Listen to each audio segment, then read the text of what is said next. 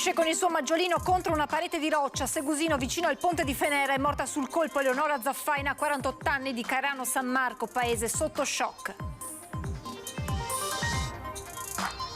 L'assedio è finito a Cordovado. Luca Orlandi si è arreso dopo quasi 50 ore di trattative con i reparti scelti. Il negoziatore ha convinto l'uomo originario di San Donà di Piave a consegnare le armi. La svolta a mezzogiorno. E in paese si tira un sospiro di sollievo. I residenti raccontano di 2 giorni ad alta tensione. È stato terribile, dicono, come vivere in un film. Caro scuole, ritorno in classe è un salasso. Il sindaco Conte rassicura: se sarà necessario rinvierò delle opere. Prima vengono le famiglie e le loro necessità.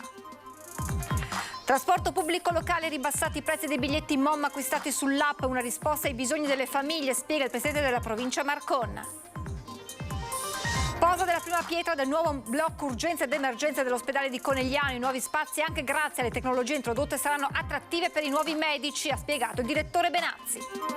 E a Conegliano, per la posa della prima pietra del nuovo ospedale, Luca Zaia torna sulla carenza cronica di medici, colpa, dice, della cattiva programmazione nazionale, in aumento le richieste di prestazioni del 20%. Sulle polemiche innescate da Gio Formaggio a Focus interviene anche lo sceriffo Giancarlo Gentilini. I veneti, spiega, stanno cambiando. Torna l'8 settembre a Treviso la Run for Children, la manifestazione podistica che sostiene l'attività dei volontari dei reparti di pediatria degli ospedali di Treviso e Conegliano.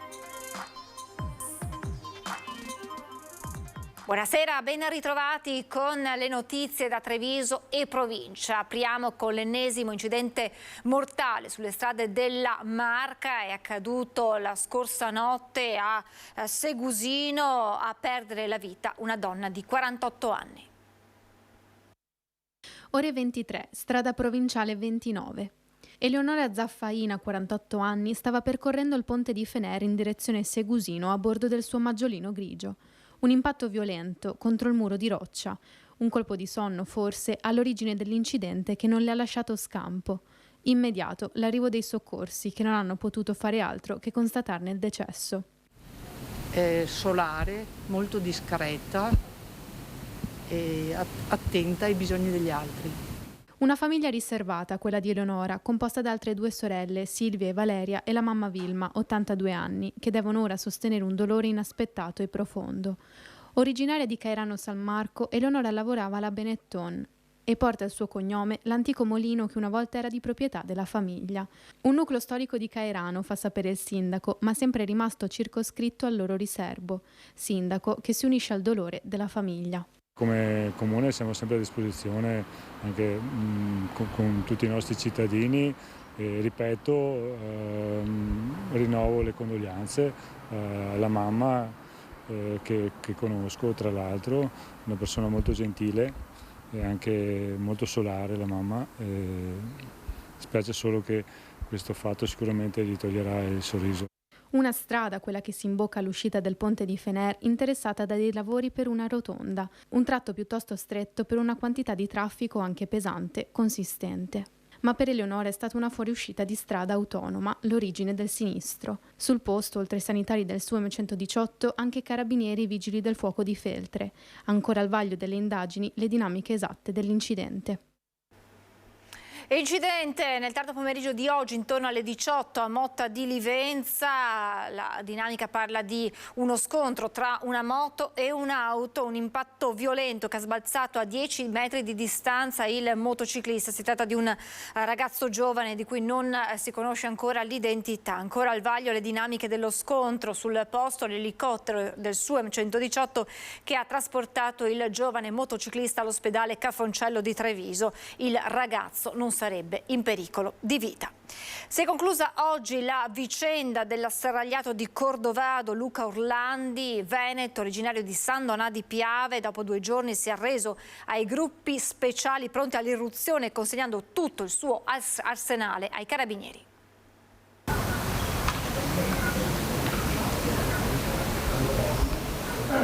È stato questo il segnale che a Cordovado tutto si era concluso. Uno dei GIS giunti ancora ieri pomeriggio da Livorno, appena uscito dalla corte, dove Luca Orlandi si era di fatto arreso consegnando i 2 fucili per uso sportivo, la pistola e i 500 colpi per i quali si era serragliato in casa per 2 lunghissimi giorni. Che la mattinata di oggi fosse decisiva lo si era notato sin dalle prime ore. Via vai costante dei mediatori con l'asserragliato, giornalisti ulteriormente allontanati da via Battaglione Gemona, pompieri, polizia locale, personale sanitario, protezione civile, tutti vicini ai rispettivi mezzi e soprattutto al riparo dal teatro d'azione. Poi verso le 10 l'entrata dei GIS con l'ariete per lo sfondamento nel cortile del condominio, preceduti dal robot antiesplosivi. Tutto in un'atmosfera surreale, con l'intero paese silenzioso e l'area di intervento completamente sgomberata da residenti e attività commerciali, compresa la pasticceria diventata di fatto base logistica delle forze dell'ordine. Verso le 10:30 il via all'irruzione, al quale Luca Orlandi non ha opposto resistenza, consegnando il suo piccolo arsenale ai carabinieri. Prelevato dalla sua abitazione è stato condotto all'interno della vicina tabaccheria, dove attorniato dai 3 mediatori e dai vertici dell'arma pordenonese è stato rifocillato e ulteriormente rassicurato sulla sua sorte. Da quel momento in poi l'atmosfera è radicalmente cambiata. Sui volti la tensione ha lasciato il campo al sollievo per una vicenda che si stava chiudendo senza spargimento di sangue. Il resto sono veicoli che lasciano il cuore del paese, i camion dei vigili del fuoco, i fuoristrada della protezione civile e, anche quando l'ambulanza lascia via Battaglione Gemona verso le 13, si capisce che Luca Orlandi è stato portato via, molto probabilmente al comando provinciale dei carabinieri di Pordenone. Per lui al momento nessun trattamento sanitario obbligatorio firmato dal sindaco, ma un vero e proprio fascicolo al vaglio della procura di Pordenone. Fin qui la cronaca, ma adesso vediamo come hanno vissuto i cittadini di questo comune ai confini tra Veneto e Friuli Venezia Giulia in queste 50 ore. Per me è stato tutto come essere in un film. Questa è la sensazione dei cittadini di Cordovado, coprotagonisti loro malgrado del tentativo di resistenza al sequestro delle armi del 55enne Luca Orlandi. Vicenda che si è conclusa poco dopo il mezzogiorno di oggi con la resa dell'ingegnere, ex ufficiale di complemento dei carabinieri ed ex giocatore di basket, ai gruppi speciali pronti ad irrompere all'interno di questo appartamentino di via Battaglione Gemona. Una storia che per loro mercoledì è iniziata così. Ce la può raccontare come l'ha vissuta? Male, molto male, perché siamo stati cacciati da casa nel giro di minuti senza poter prendere nulla praticamente, e tutti i disagi che si possono immaginare di uno sfollato. Ci ha messo tanta ansia il fatto di sgomberare i locali, la gente che andava in albergo, paura di un'esplosione, non puoi vivere in serenità. È arrivato qui il barbiere e mi ha detto mi hanno buttato fuori dal negozio. Ci hanno fatto chiudere tutti e non abbiamo capito, non si capiva cosa stava succedendo. Tutti però hanno dato la massima collaborazione, arrivando a mettere addirittura a disposizione delle forze dell'ordine tutto il proprio locale. È stato bello perché loro erano contenti di avere un posto dove ristorarsi. E quindi io sono stata contenta, anche se è stato faticoso, di essere stata qua con loro. Una vicenda terminata bene e che forse anche per questo qui al confine tra Veneto e Friuli hanno già preso con filosofia. Una persona così può vivere a Cordovado come può vivere a Roma o a Londra. No? Ma è normale stare segregati 2 anni e mezzo? Normale non è, normale non è, ma se uno lo fa, cosa vuole che le dica? Probabilmente, presumo io, e adesso lo dovranno anche curare, o me sbaglio? Anche i vicini sperano in questa soluzione che aiuti Luca Orlandi a rimettere a posto la sua vita, fatta oltre che di solitudine, pare anche di qualche problema lavorativo, che l'ha portato ad abbandonare tutto fuori dalle sicure mura di casa, come testimoniano le condizioni della sua auto e della sua moto ferme da mesi. Io gli auguro di guarire, di tornare ad essere una persona normale, insomma. Ecco, poi avendolo come vicino di casa magari siete pronti ad accoglierlo una volta che ha fatto un trattamento. Beh sì, diciamo, intanto siamo anche più tranquilli perché sicuramente non avrà più armi, che è la cosa fondamentale, ma al di là di questo, insomma, se torna guarito assolutamente va bene. Voltiamo pagina, a breve la prima campanella del nuovo anno scolastico accompagnata dal caro scuola, tante le famiglie in difficoltà nel sostenere i prezzi lievitati un po' in tutto il settore scolastico, ma arrivano le rassicurazioni del sindaco di Treviso Mario Conte che dice siamo al loro fianco, al fianco delle famiglie, pronto se necessario a rinviare alcune opere. Per noi bambini, famiglie, formazioni e scuola sono una priorità, quindi se dovremo sacrificare qualcosa per reperire delle risorse rinvieremo qualche opera pubblica, però di certo non metteremo in secondo piano i bambini, la scuola e le famiglie. Famiglia e scuola, un binomio oggi al centro non solo di una nuova emergenza costi, ma anche dei pensieri del sindaco Mario Conte. Libri, diari, zaini, materiale scolastico schizzato alle stelle, biglietti, abbonamenti dei trasporti lievitati. Un settembre che per la maggior parte delle famiglie trevigiane comincia con un gran peso sulle spalle e soprattutto con la calcolatrice alla mano. Solo il corredo base per uno studente infatti si aggira in media attorno ai 600 euro e se aggiungiamo dizionari e libri aumentati dell'8%, la spesa totale può superare i 1.200 euro. Quando si parla di scuola, quindi di formazione, quindi di giovani, di bambini, noi dobbiamo avere un occhio di riguardo e cercheremo insieme all'assessore di fare tutti gli sforzi possibili e immaginabili. Noi già quest'estate siamo riusciti a mantenere invariati per esempio i costi dei centri estivi, quest'anno siamo riusciti a mantenere invariati i costi delle mense e anche da un punto di vista del sostegno alle famiglie cercheremo di fare uno sforzo ulteriore. Una campanella, quella di settembre, che non suonerà solo per le aule scolastiche. Tanti giovani infatti che torneranno a vivere le piazze della città, aggregazioni a volte pericolose, come racconta l'ultimo episodio in Piazza Borsa. Forze dell'ordine accerchiate da una trentina di giovani, per lo più minorenni, durante un controllo per spaccio, insulti e minacce alla polizia, risultato 2 DASPO. Non è un tema legato alla sicurezza che è stata dimostrata esserci perché c'era sia le videocamere che la pattuglia, qui è una questione culturale e sociale. Succedono questi episodi di estrema maleducazione, di estrema mancanza di rispetto, a volte sfociano addirittura in reati e quindi è evidente che serve un nuovo modello sociale, in modo particolare per quei ragazzi troppo annoiati e troppo abituati a fare quello che vogliono. Noi abbiamo scritto ai ministeri, nel senso che secondo me deve esserci meno tempo libero al pomeriggio e più tempo impegnato in campi sportivi, parchi o associazioni a fare del bene. A proposito di aumenti sul fronte del trasporto pubblico locale, ribassati i prezzi dei biglietti MOM acquistati tramite app, una risposta ai bisogni delle famiglie, spiega il presidente della provincia di Treviso Stefano Marcon.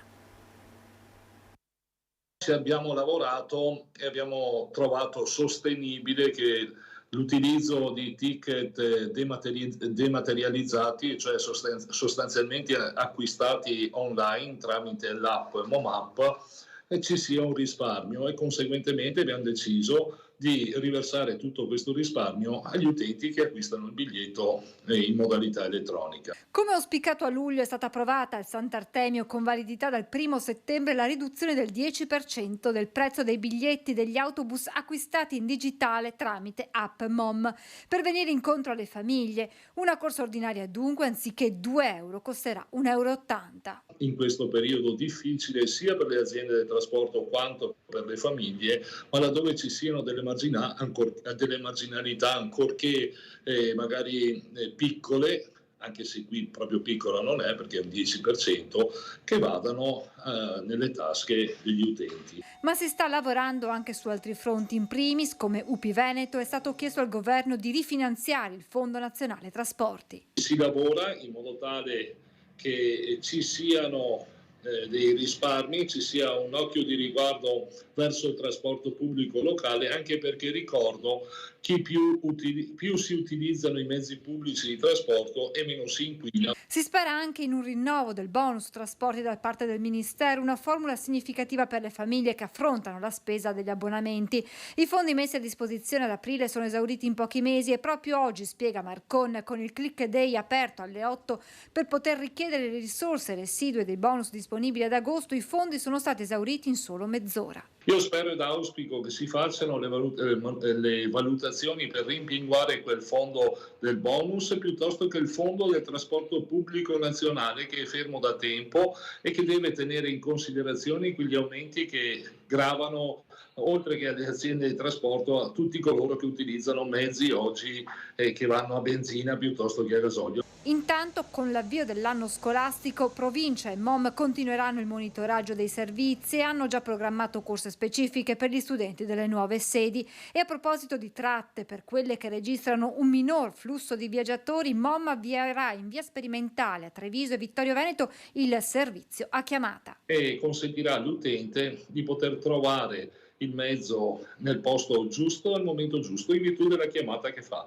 Questi servizi servono a limitare le perdite senza venir meno comunque all'offerta da dare all'utenza. Posa della prima pietra del nuovo blocco urgenze ed emergenze dell'ospedale di Conegliano. I nuovi spazi, anche grazie alle tecnologie che verranno introdotte, saranno particolarmente attrattivi per i nuovi medici, ha spiegato il direttore generale dell'USL 2 Benazzi. Facciamo cadere. Ecco, Luca,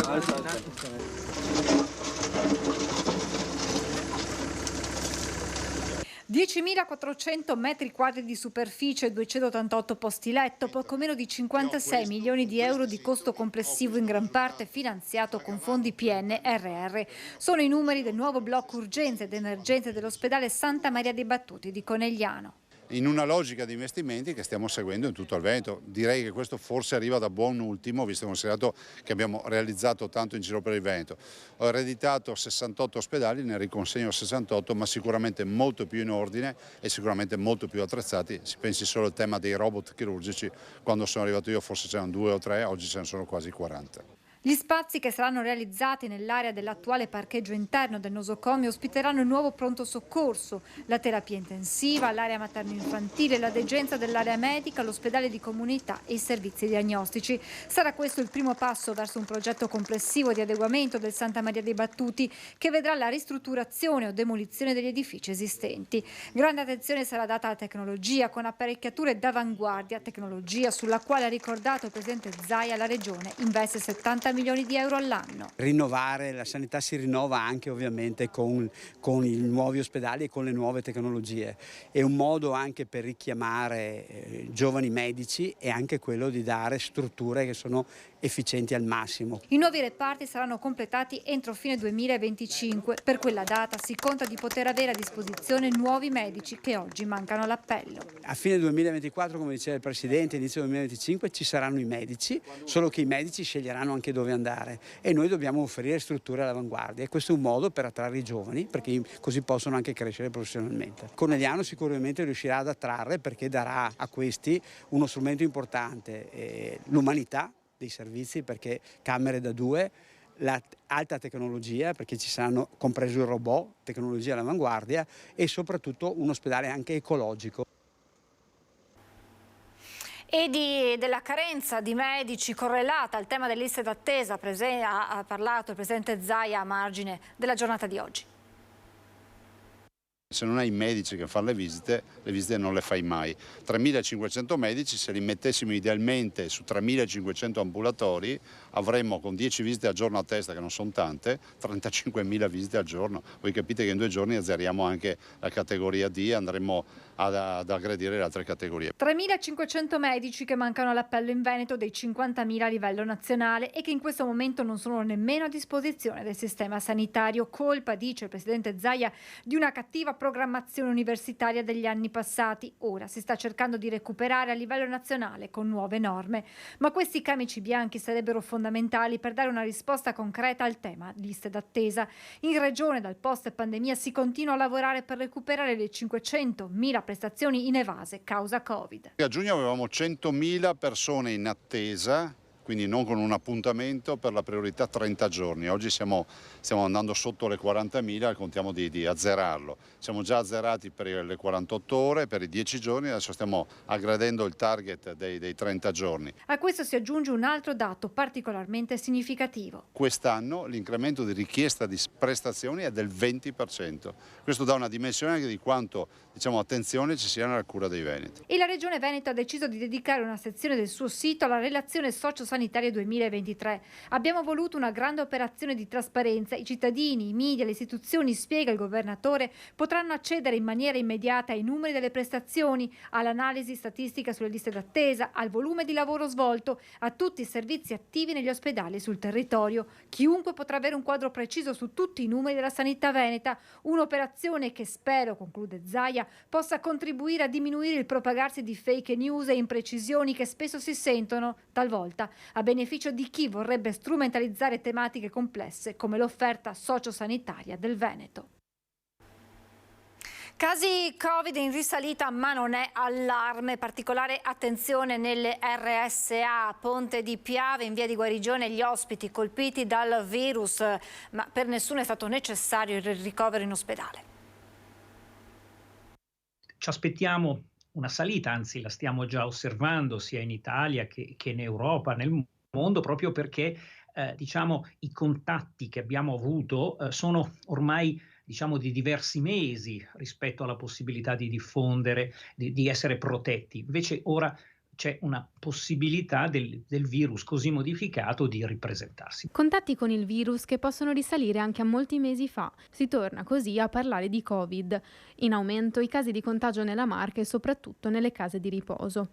Una ripresa fisiologica, secondo il virologo, che non deve spaventare, anche perché ora la malattia si conosce e si riesce a curare in maniera adeguata. Io credo che ormai c'è da convivere con questo virus, perché abbiamo tutti, nei fatti, quella che possiamo chiamare immunità ibrida, cioè ci siamo vaccinati, ci siamo infettati, reinfettati, insomma siamo venuti in contatto con questo virus. Il nostro sistema immunitario in qualche modo si è, allenato a riconoscere il virus. Capacità del sistema immunitario che permette di non ammalarsi in linea generale in modo grave. I casi critici infatti restano confinati alle persone fragili. Un autunno dunque da vivere con le accortezze imparate durante la fase acuta della pandemia, ma senza nessun allarmismo. L'attenzione rimane alta però soprattutto nelle RSA. È il caso di Ponte di Piave, dove nella struttura per anziani si è registrato un focolaio che ha colpito circa una trentina di ospiti su un totale di un centinaio. I casi segnalatici sono in buona parte negativizzati, parte di questi sono asintomatici, altri invece hanno manifestato una sintomatologia leggera soprattutto alle vie respiratorie. Le disposizioni in merito all'accesso alla struttura da parte dei parenti non prevedono con la normativa vigente delle limitazioni alle persone negativizzate, confermando l'utilizzo delle mascherine come tra l'altro previsto. Per i positivi invece viene condivisa con la famiglia l'opportunità dell'ingresso e visita dei familiari con l'utilizzo dei dispositivi, che in questo caso appunto è la mascherina FFP2. Sono solo 8 al momento i positivi in via di guarigione. Per nessun caso è stato necessario il ricovero in ospedale. Si va verso la richiesta di rinvio a giudizio per la banda di 3 ragazzi che adescavano uomini attraverso le chat, venivano portati con l'inganno in un casolare in via di costruzione a Vedelago dove subivano maltrattamenti. I giovani si sarebbero resi responsabili di almeno 7 episodi, tutti condotti con le stesse modalità, in cui avrebbero sequestrato e rapinato diversi uomini alla caccia di sensazioni forti con giovani dello stesso sesso. Sono tutti giovanissimi, tra loro anche un minorenne. Le indagini della Procura di Treviso affidate al pubblico ministero Barbara Sabatini sono state chiuse. Ai 2 ragazzi maggiorenni vengono contestati reati di rapina aggravata, sequestro di persone, indebito utilizzo di strumenti di pagamento e porto di oggetti atti ad offendere. Lo scopo dei ragazzi artefici dei sequestri sarebbe stato quello di punire gli uomini che in rete cercavano incontri sessuali con minorenni. Per questo la banda viene denominata dei vendicatori. Le indagini sono scattate a seguito della denuncia di un impiegato 50enne della Castellana che ha rotto il silenzio. Secondo quanto è emerso, la mente delle azioni punitive sarebbe un 20enne affetto da sindrome di Crozon, condizione che ha causato al ragazzo problemi anche di tipo psicologico. Il Tribunale di Bassano, al centro dell'attenzione di 3 province, approda in Consiglio regionale. Agosto è passato e la data ultima per fare il punto sul percorso del Tribunale della Pedemontana è stata superata. La sindaca Elena Pavana ha scritto al ministro Carlo Nordio, ma in attesa di novità da Roma il territorio si muove ancora una volta per il suo tribunale. E così martedì arriverà nell'aula del Consiglio regionale una proposta di legge statale per la riapertura di alcuni tribunali chiusi nell'ormai celebre riduzione di qualche anno fa. Primo firmatario e relatore sarà il vicepresidente del Consiglio Veneto Nicola Finco. Come Regione del Veneto, come Consiglio, abbiamo deciso di presentare un progetto di legge statale proprio che vada nella direzione di altre 7 regioni a livello nazionale che chiedono sostanzialmente al governo di rivedere quella che è la geografia giudiziaria che è stata approvata ancora nel 2012. La proposta è firmata anche dal capogruppo della Lega in Consiglio Alberto Villanova e da Enoch Soranzo di Fratelli d'Italia, a conferma che il progetto è condiviso in modo politicamente trasversale e che interessa tanto il bassanese quanto la Marca trevigiana e l'Alta Padovana. Approveremo questo progetto di legge che inizierà poi un iter a livello parlamentare assieme agli altri testi e mi auguro assieme anche a una nuova geografia giudiziaria che sarà portata avanti proprio dal governo, proprio per chiedere ovviamente l'apertura del nuovo Tribunale della Pedemontana. Il territorio ha già detto la sua politicamente sul versante del lavoro, tutti compatti per il nuovo tribunale. La palla passa al governo e al Parlamento che speriamo quanto prima metta veramente in risalto il lavoro fatto dal territorio, ma soprattutto ci permetta di riaprire questo importante edificio che è fondamentale per le imprese e per i cittadini del nostro territorio. La battaglia per il tribunale quindi è ufficialmente aperta, ma sono in molti a chiedersi perché Bassano, che fino a qualche anno fa era addirittura impredicato di diventare capoluogo di provincia, debba lottare ogni giorno con i denti e con le unghie per non perdere servizi. È un territorio che da tanti anni purtroppo deve lottare per mantenere dei servizi essenziali per la popolazione. Stiamo parlando oltretutto di un territorio molto importante, non siamo alla periferia dell'impero, ma siamo uno dei centri produttivi più importanti del Veneto e del nord-est. In questa partita finiscono temi di primaria importanza, compreso quello della sanità. Fino a qualche settimana fa parlavamo addirittura del commissariato di polizia. Oggi, grazie all'interessamento del ministro Salvini, sono stati stanziati i fondi per realizzare il nuovo commissariato, ma c'è il problema dell'archivio di Stato, c'è il problema dell'ospedale che negli ultimi mesi ha visto ovviamente qualche difficoltà e sul quale ovviamente bisogna riportare l'attenzione dell'intero territorio. Una battaglia che non è solo di Bassano, è di un intero territorio e, come dice il vecchio adagio, l'unione fa la forza, ma divisi ci si fa male.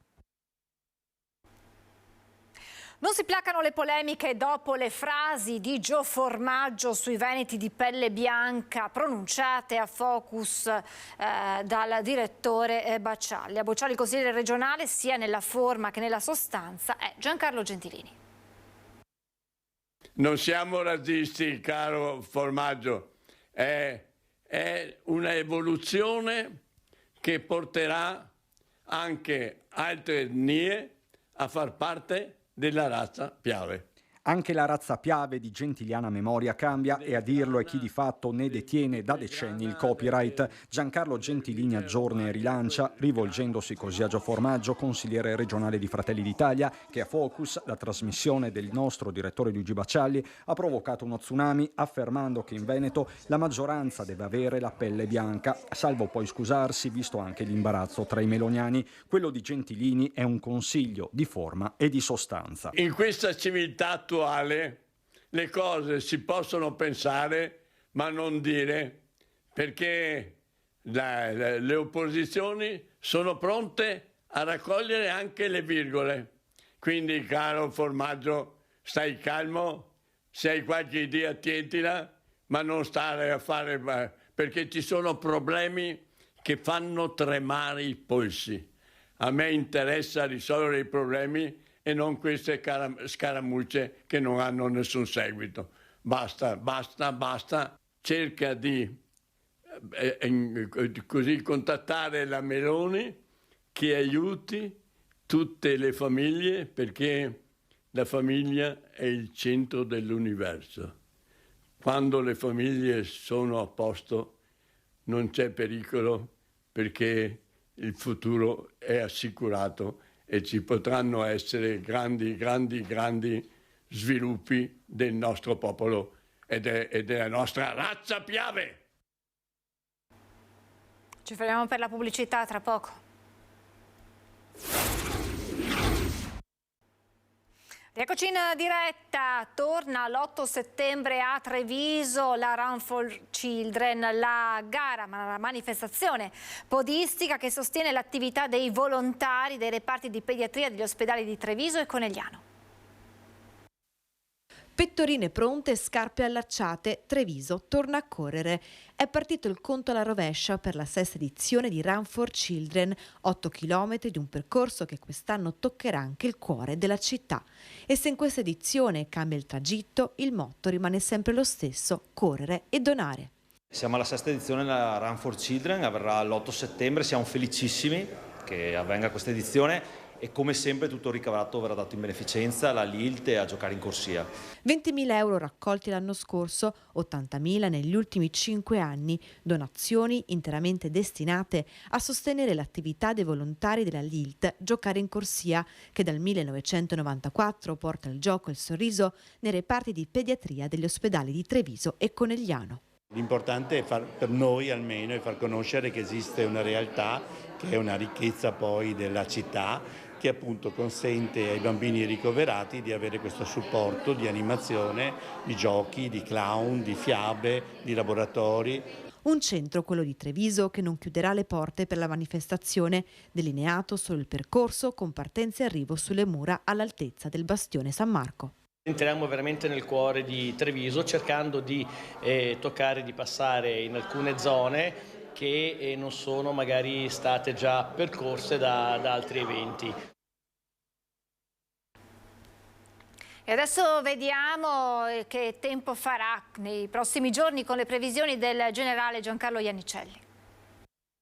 Oggi 1° settembre meteorologicamente ha avuto inizio l'autunno, però ha caratteri estivi. Lo vediamo, grazie alla presenza di un anticiclone, un'alta pressione che interessa tutte le nostre zone, quasi tutto il nostro paese. Gli effetti sono evidenti, vedete sulla carta del tempo, le perturbazioni di origine atlantica scorrono da ovest verso est, ma sul nord Europa non ne risentiamo minimamente. E questa è una situazione intanto che ci accompagnerà per questo fine settimana. Avremo cielo in prevalenza sereno, naturalmente con questa stagione avremo un po' di foschia nelle prime ore del giorno, ecco, un po' di velatura del cielo, e nel pomeriggio, nel tardo pomeriggio, una velatura che potrà essere maggiore nella giornata di domenica pomeriggio, ma non ci sono fenomeni, se no qualcosa sui rilievi.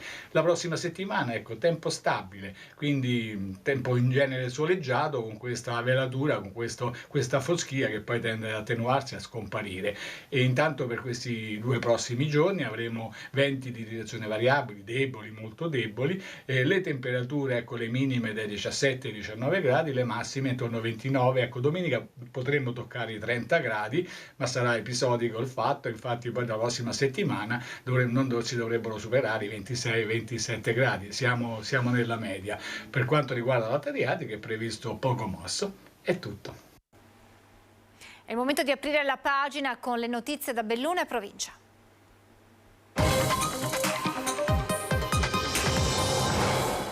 Il primo piano, subito una notizia di cronaca riportata dal bollettino giornaliero dell'USL 1 Dolomiti, un incidente mortale che leggiamo anche dal sito del Gazzettino, accaduto al lago di Santa Croce, a perdere la vita un motociclista di 65 anni di Venezia. Ancora da chiarire l'esatta dinamica della tragedia, sul posto vedete i sanitari del SUEM. Strada regionale 48 delle Dolomiti, la provincia di Belluno con massima urgenza metterà in sicurezza il versante a monte della strada in località Passo Tre Croci. La decisione è stata presa a margine della riunione in prefettura con Comune di Cortina, Veneto Strade, Vigili del Fuoco e Forze dell'Ordine. La colata detritica è stata studiata dai tecnici di Palazzo Piloni ed è emerso come il maltempo abbia riattivato un vecchio canalone.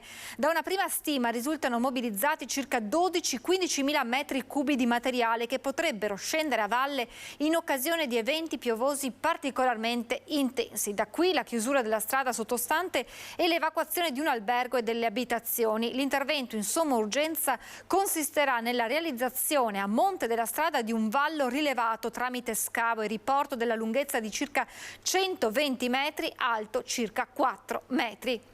Nell'intervento rientrerà anche il posizionamento di massi per formare una scogliera con lo scopo di convogliare e allontanare le acque meteoriche ed evitare ulteriori fenomeni di erosione. Un appello anche all'Europa. A Bruxelles si pensi a cosa serve a fare perché non continui lo spopolamento della montagna. Spopolamento delle terre alte, un problema di cui si parla da sempre e che ora c'è chi cerca di portarlo all'attenzione dell'Europa. La situazione della montagna bellunese è a dir poco tragica. I primi ad andarsene sono i giovani ed è a loro che serve pensare. Bisogna chiaramente tutelare i giovani perché sono quelli che portano avanti le tradizioni, la storia, la cultura, l'arte, i prodotti tipici, quelle che sono le peculiarità delle montagne nostre del bellunese, e bisogna che appunto l'Europa dia dei fondi necessari per poter far sì che queste persone rimangano nei propri paesi, rimangano nel proprio territorio a salvaguardia e tutela di tradizione, cultura e storia. La questione inevitabilmente diventa economica. Servono dei fondi, la montagna ha bisogno di essere tutelata, soprattutto salvaguardata, e molto spesso questo non avviene per mancanza di risorse umane, appunto perché se ne vanno, ma anche perché mancano le risorse vere,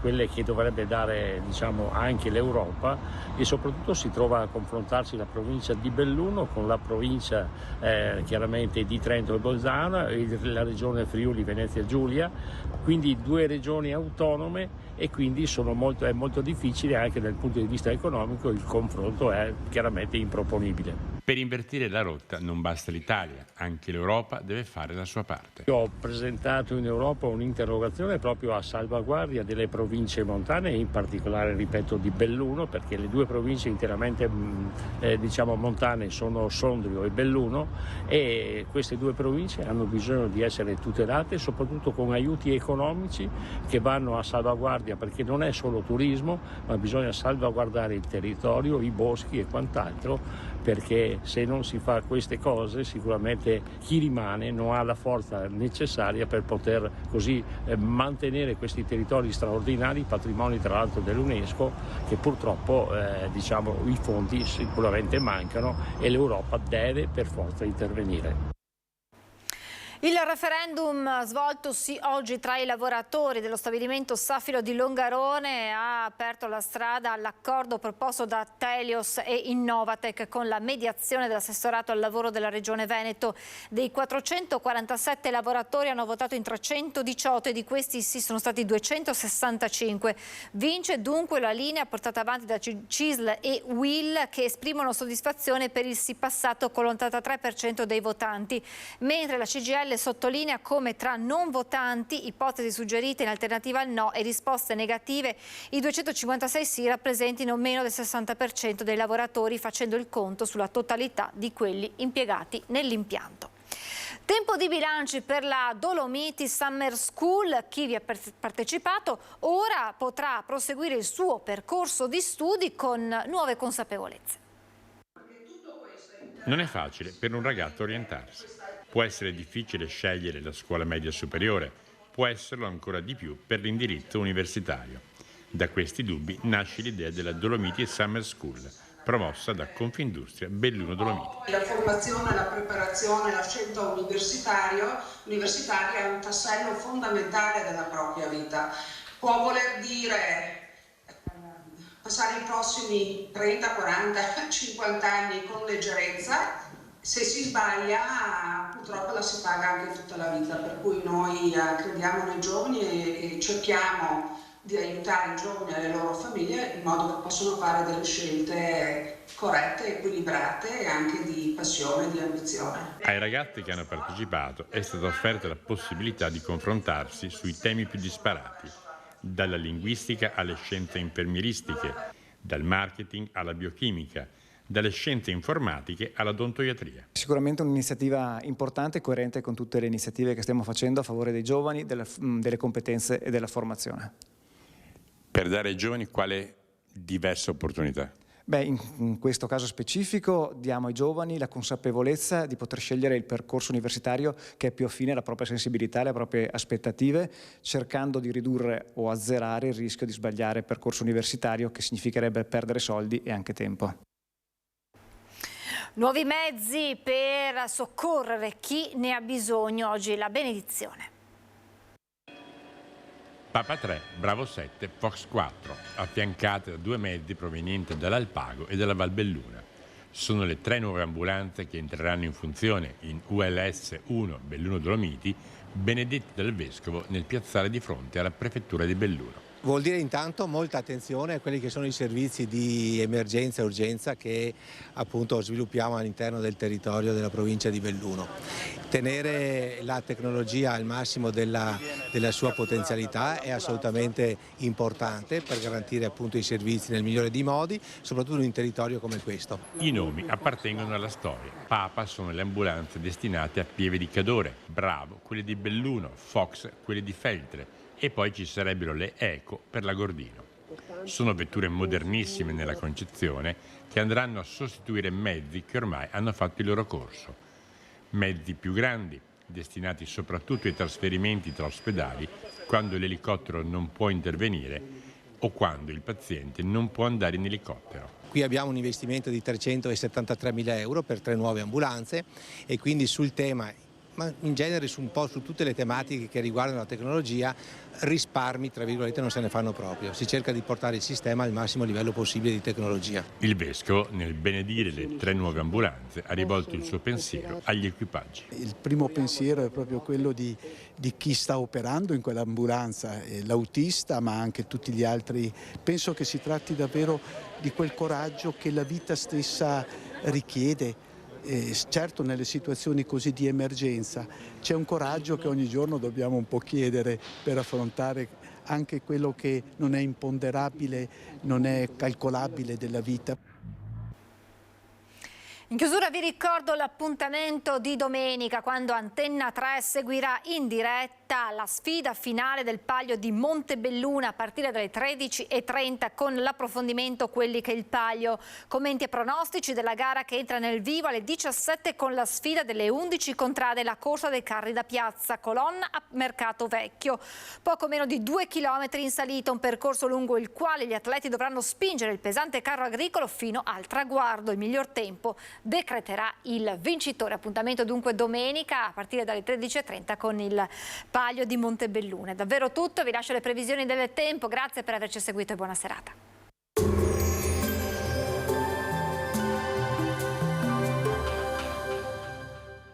Busti, tutori e protesi di arto personalizzati. Ortopedia e sanitaria Lolato, a Treviso e Montebelluna. Lolato, soluzioni per star bene. Benvenuti al meteo. Settembre al via con sole e caldo gradevole grazie alla presenza dell'anticiclone. Vediamo il dettaglio della giornata di sabato.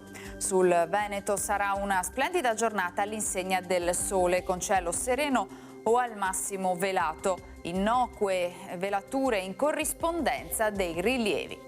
Temperature in contenuto aumento, minime tra 13 e 20 gradi, massime comprese tra 24 e 29 gradi.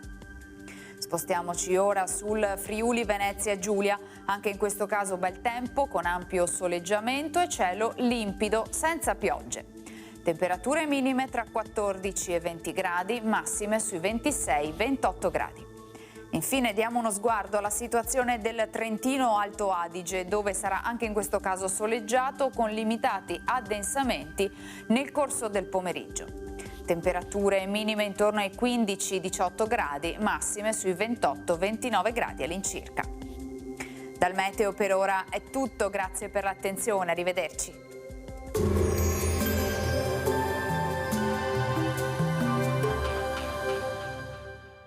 Entra nel mondo Lolato. Da oltre 40 anni un team di professionisti per migliorare la qualità della tua vita. Centro del piede con servizi di podologia, laboratorio per la produzione di plantari e calzature su misura,